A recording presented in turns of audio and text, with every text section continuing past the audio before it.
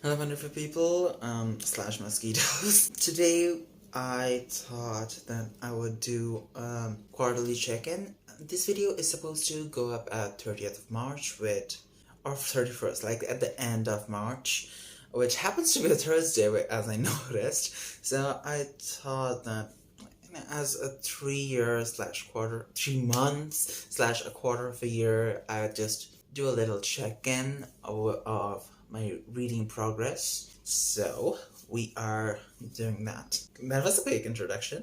So for my categories, we have my favorites. There is a limitation. It has to be a 5 stars. And as a bookish person, it would be very, extremely, might I add, cruel to choose one single favorite. So I just kind of flattened it out with my most read genres of 2020, which happens to be fantasy, romance, and nonfiction. For this category, I would have to at least give the book 5 stars and have to have read at least 3+ books on this genre, of this genre.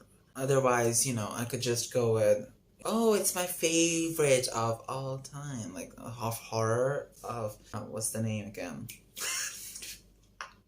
Into the Drowning Deep.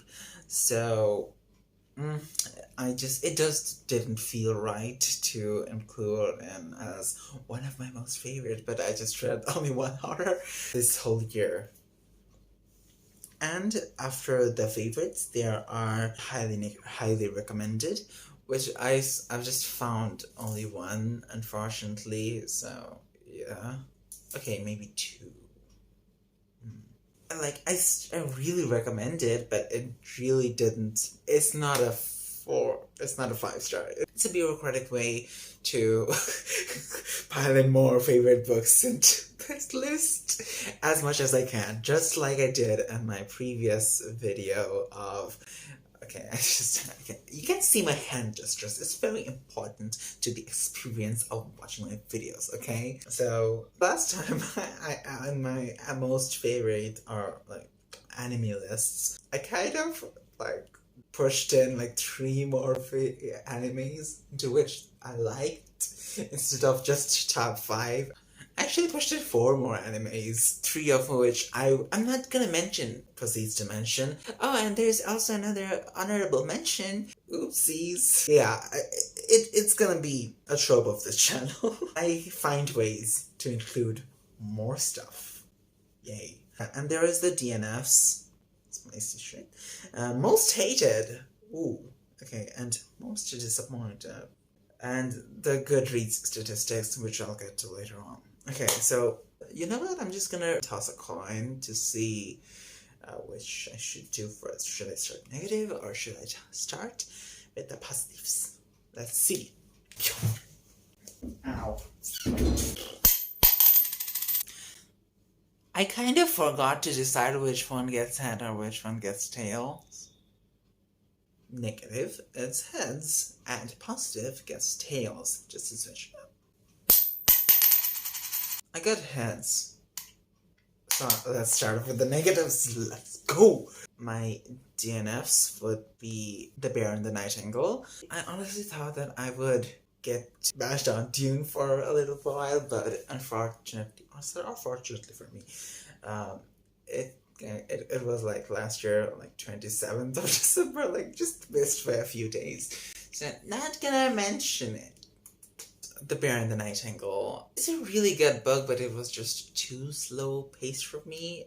I wasn't feeling it at the time, and I was feeling a reading slump coming, which I will actually fell into. It was unavoidable. And it's been 10 days. Yeah, I read 100 pages yesterday, and I just didn't get the chance to read today, so it doesn't really count. I've been working really hard. Moving on. It was just a bit too slowly paced, and it's a genuinely good book, and I didn't really want to bash on it, or it was just good book, wrong timing. I'm just gonna move on from that. Aristotle and Dante dive into the waters of the world. It was one of my most highly anticipated books because I really liked Aristotle and Dante Discover the Secrets of the Universe. Damn, that's a long title. Oh, it's just a box from the tripod that I got. Yay. My mom got it for me. Yeah, ha ha ha ha. I'm broke. And she's supportive, thank goodness. Okay, so I really liked Aristotle and Dante Discover the Secrets of the World because it was a 4 stars and yeah.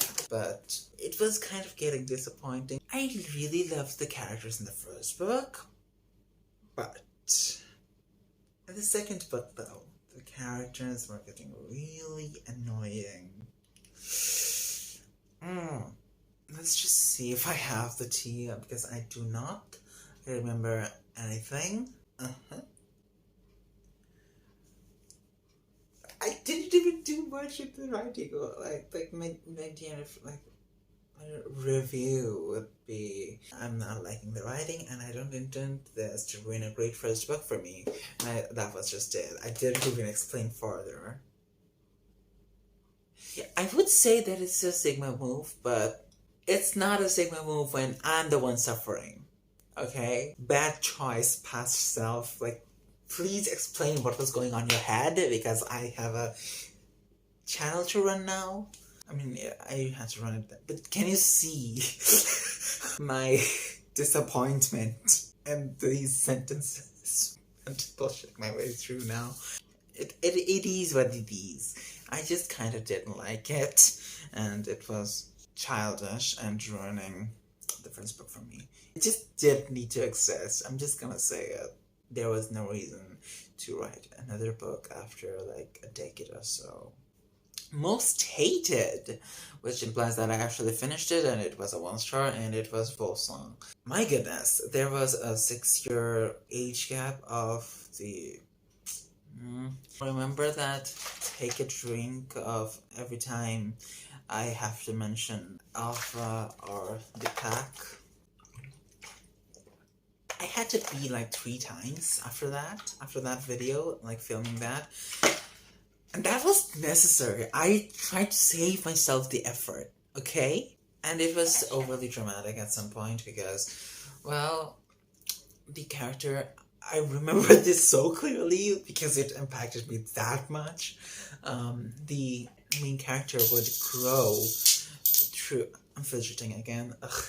The main character would grow through trauma dumping basically onto his friends and his not his family, but his friend's family and his boss and his co-workers. As I mentioned before, like, he just trauma dumps and grows a little bit more. Trauma dumps and grows a little bit more. And it just goes on and on. And he's like super badass and bitch or whatever. But I just didn't really care because it wasn't really organic and it didn't grow from self-reflection, which tends to be the natural way, because no matter how much you throw pity parties or no matter how much people criticize you, I'm talking from first-hand experience, you can never change unless you reflect on what you are doing, or you can never change if you don't just stop and think about what yourself / what's called self-reflection. Yeah, because I was kind of criticized as a brat, a younger brat. I was genuinely like kind of not horrible, but like annoying person to be around, and I realize that now. And when I just look back upon myself and think that what the heck was I doing, and I was like, oh yeah, I used to get criticized for it a lot, but I didn't see it, or nor did I self-reflect. And when I did grow as a person. And when did this... Okay, you know what? Ox is affecting me too much. I think I started trauma dumping just like him. Sheesh. Maybe I kind of hate him because he just let me for real. It's the self-hatred coming out, isn't it? Okay, no, I was joking. Even I don't like him. Even I don't hate myself that much as I hate Ox as a character, of course. Did I mention that there is a 6-year age gap? and there was like an extensive part of the story that had a 17-year-old and a 23-year-old, like one would have been at the yeah. I'm just gonna leave that there. Yay! I'm just not gonna even go much deeper into it because we cannot unpack more traumas. Oh, shit! Okay, back to business. Big dong. It's a Minecraft dong. Yum.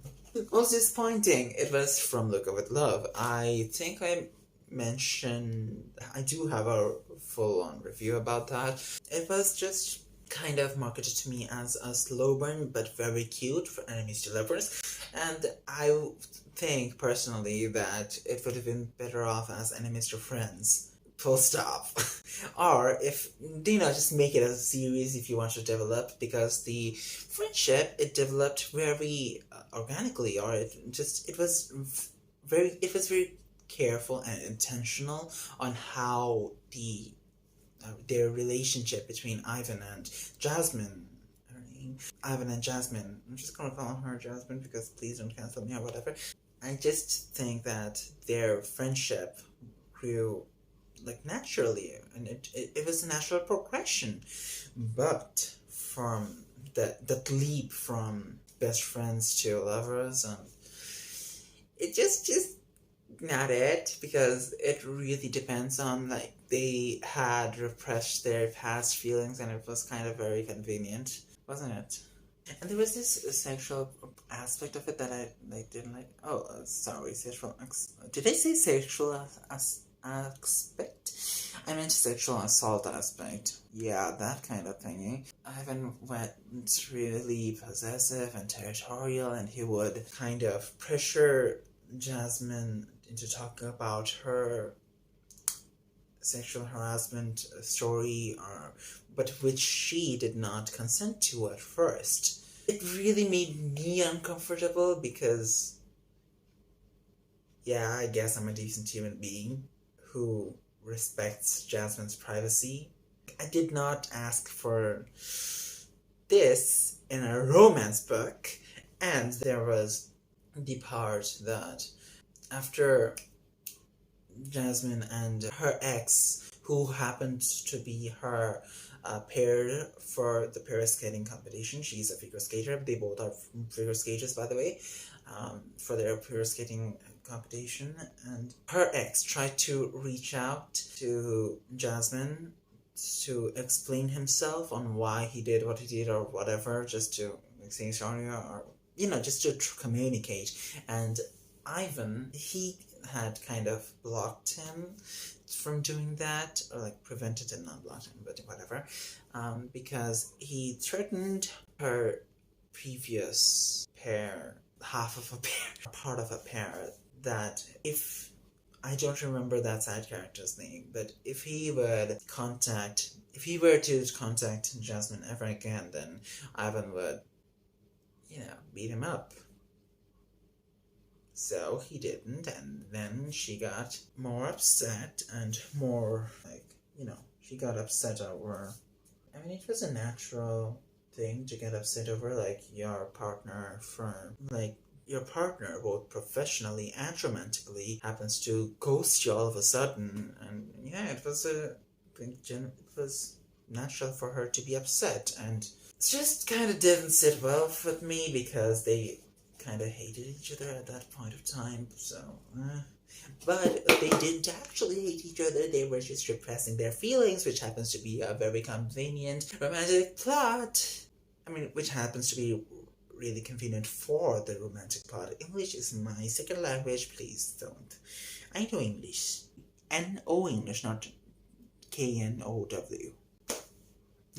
Back to the positives. I kind of wanted to do the positives at first, so yeah. So, let's go through non-fiction. Drumroll. The Gift of Fear by Gavin De Baker, if I'm pronouncing his name correctly, because in my lists, I haven't written, any single author's name. Gavin De Baker happens to be, he has experience in this field. I don't really know if he's a psychologist or a psychiatrist, but he runs a firm that assesses threat levels. His firm has worked with like the Central Intelligence Agency or the CIA, or personal people like famous celebrities who are just people with stalkers in general. He kind of counsels them on how to deal with it, or how, more specifically, how to balance, how to assess, for lack of a better word. Like, there was another word in my mind, but I just can't find it. Anyway, just to assess future levels of violence, or, the future, how a person might actually act out, because our economy is based on how people behave. And because people are predictable, like it or not, we are all humans and our brains are conditioned in such a way, like in a societal level, it can be very predictable. Our economies are based on that.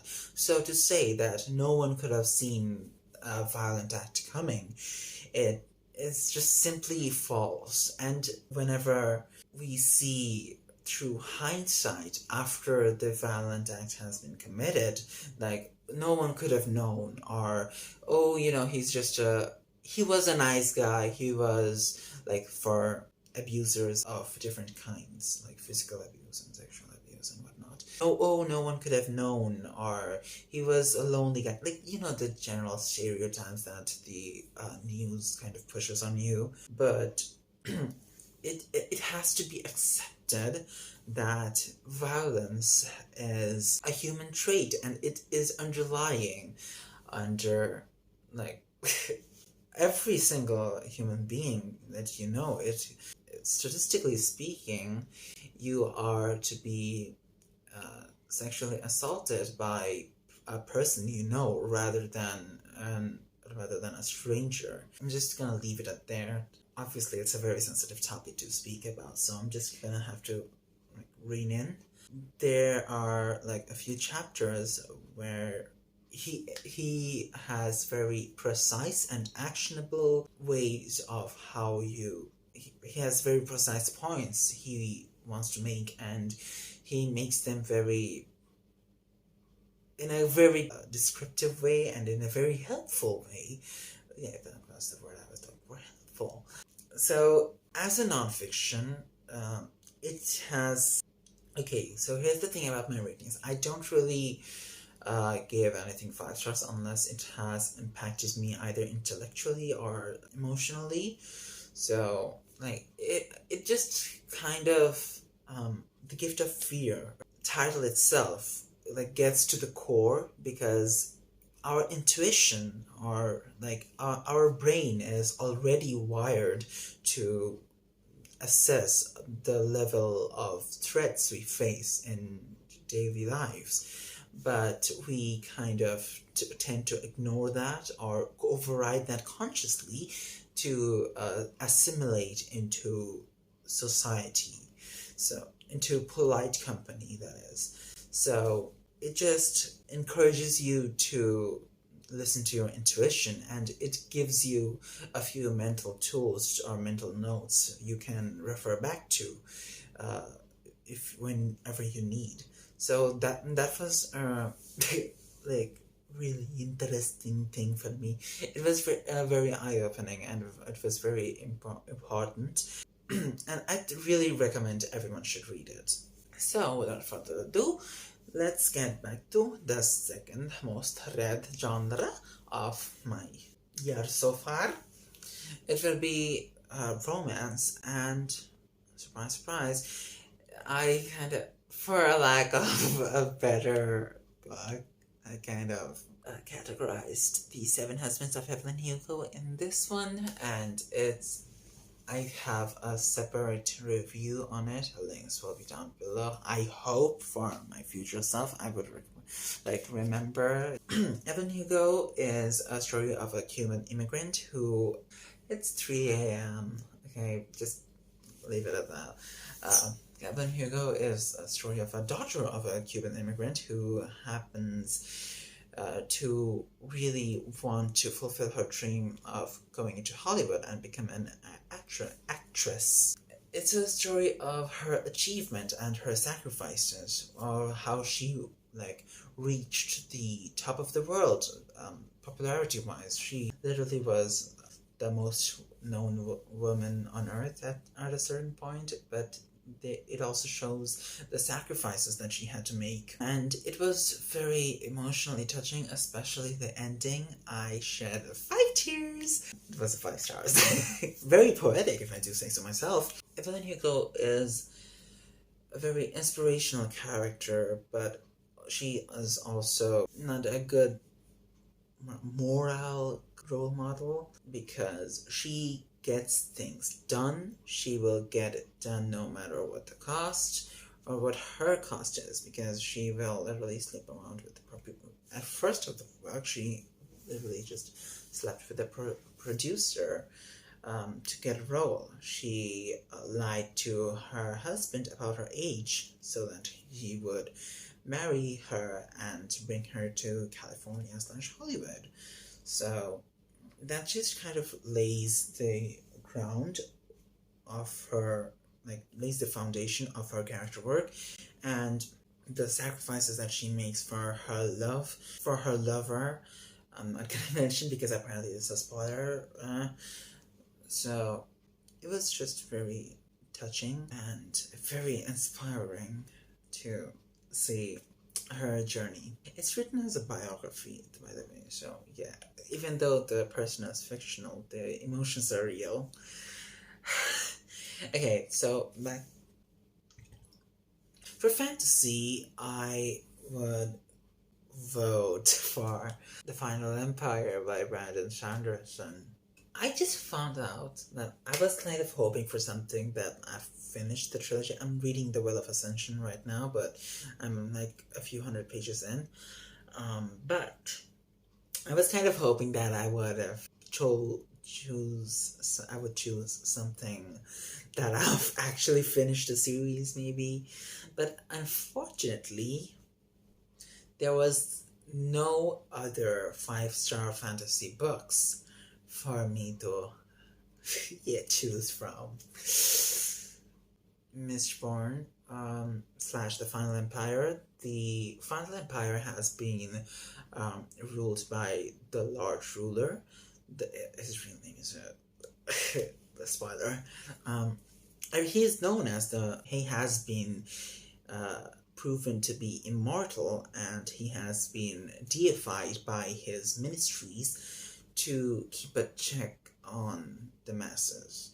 And when he ascended to the throne, or he ascended to his power, he bestowed a few magical system known as allomancy to his allies, and these allomantic traits has been passed down through generations, through noble families. Yeah, that was that. And now Kelsier, who, well, he is okay, and the other populations were the Ska population, maybe, or the Terracemen, they have been subjugated, possibly genocided. And so the Kelsier, who is a Mistborn, okay? So the way the allomancy works is you get all or nothing, right? You burn metals, like certain metals, not all metals. For example, copper or tin are their allies, like zinc, or I don't really remember, or bronze, right? So you would burn such metals, and you would get a certain power. But if you either get one or you get all. If you are, there are 3 options: nothing, which are like regular human beings; 1, which are called mistings. If you are, then you are misting, like any one of the 8 known medals, and if you, it's all or nothing. So if you get one and more, then you'll get all 8. So you're called a Mistborn. So Kelsier is a Mistborn, and he plans to overthrow the Lord Ruler, who has been reigning for the past millennia, like 10 centuries. He like assembles a crew to do the job, and he finds another spawn in the streets of the capital named Luthadel. Her name is Vin, and he kind of trains her as his protege. Like, yeah, but not really, but yeah. It was a 10 out of 10 for me, like, personally, structurally, narratively, whateverly. Like, it was a money well spent, okay? I guess okay, no, wait, I'm not done. Highly recommended would be like / honorable mentions. From fantasy would be Iron Widow. It has mechas, it's a sci-fi. It's based on Imperial China or ancient Chinese dynasties with a sci-fi twist. There are mechas or chrysalises made from a certain crystals, I believe, or I'm not really sure, but yeah. And they have been very isolated in this world. Like, there are some aliens who have taken over everything else, but they really need like to reconquer the Hundans, their land from the Hundans, and yeah, they do that. They're like giant monsters, so they fight them through mechas. And the way the mecha works is the male pilot has the yin energy, and the female pilot has the yang energy. So they provide these energies through their soul force, namely chi. The way this unfortunately works is that the females pilots are usually sacrificed, like they die. So yeah, that was fun. So our protagonist, whose name I actually don't remember, I'm sorry, becomes like an Iron Widow because she gets chosen as a, like, okay, so she gets chosen as a concubine for Iron Prince, or just a pilot. She gets chosen as a concubine for a pilot, and she outpowers him, and he dies as a result. So she becomes an Iron Widow. If there's a complete match, they're called Iron Prince and Iron Princesses. But as a punishment of sorts, she gets paired with the Iron Demon, whose power is like so draining to others that everyone it's like a confirmed kill for others. So will she survive, and where does the story go next? Find out on Iron Widow. It was a really good book, and I rated it 4 stars, but it wasn't it unfortunately wasn't a 5-star from me, and I'm checking the reason because I don't really remember.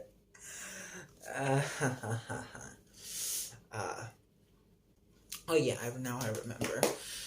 See, the thing is that the stakes were kind of just high up there, and it's lowered again, but like I just, how do I explain this? As the narration builds up some stakes on, oh no, what's gonna happen, it just kind of immediately gets resolved. Like, not immediately, but just fast enough. I wish it would just drag on a little bit more, or there would be some overarching overarching plot where it would be, just builds up the stress or the stakes, like, just, and keeps it at a high stakes scenario, like not high, but relatively high. But it just doesn't do that, so it was a 4 stars from me and not a 5. But it would have been a 5 stars because, yeah, it was just that good. Almost there, but not quite, would be the 100 Years War of Palestine. On Palestine as history of Soviet conquest and colonialism. I have a separate video on that. It's a history book. It's a non-fiction. There isn't really much to explain. Like, I could just review the whole book if I wanted to, but just link it down below. Ooh, let's go to the statistics size of things. According to Goodreads, which I regularly update, I guess, I've read 11,429 pages amongst 34 books. Good, I guess, but, like, not half, but, like, at least 10 or 12, 15 of these are, okay, yeah, then it gets half, I guess. But not half, really. Like, a good portion of it is just mangas of Yone of the Dawn, Berserk, and I started Jujutsu Kaisen manga, and I guess I don't really care about the volume, but yeah, I've read these, and they make up the greatest chunk of these whole things, so it isn't really that impressive, but I'm happy with it, and I count manga as reading because it's a story and it's just simply a different medium. As for my average reading, it would be 3.6 stars, which is kind of consistent, and it's kind of the optimum for me personally, because yeah, it's a good thing for me. It's kind of the average for me over the years, because I might just, if I start giving everything 4 or 5 stars, it's just, it just devalues my opinion in my eyes, and I just don't really want to deal with that. I have enough self-esteem issues as there is. And as for, like, the lower ratings, I just, like, dude, come on, like, pick up something you enjoy, So yeah, that's just how my rating system goes. The highest rated on Goodreads would be Purple Hyacinth by Sophism and Ephemeris, if I remember correctly. Yeah, it deserves it. My first season would be 4 stars, and my second season would be 3 stars, and the third season has begun. I told y'all I am a blessing to the fandoms. Yay. Case in point. It also happened with Avatar: The Last Airbender, kind of regained popularity because it got onto Netflix after I watched it on Nickelodeon. There are just other things, and it's kind of coincidence, but it's fun to think about. Like, at least something to, boost my ego. The lowest rated so far, Goodreads doesn't really mention it, but I've kind of searched, and it is yanking the headphones so bad. Drum rolls, please. It happens to be Silkfire by Zavellor, and I have a detailed review about it, and I do not want to think about it any more than I need to. It was simply too convoluted, and it just tried to do too many things at once. It has dragons, necromancers, giants, gods, goddesses, what more? Like a whole bunch of stuff, okay? Which I really didn't want to do. Oh, elemental magic users, fire users, elemental magic. Did I mention necromancers? And did I mention dinosaurs? Did I mention, just superhumans with super strength and whatnot, etc.? Like, it's just way too much for one single book, or even one single world for that matter, and I just did not enjoy it.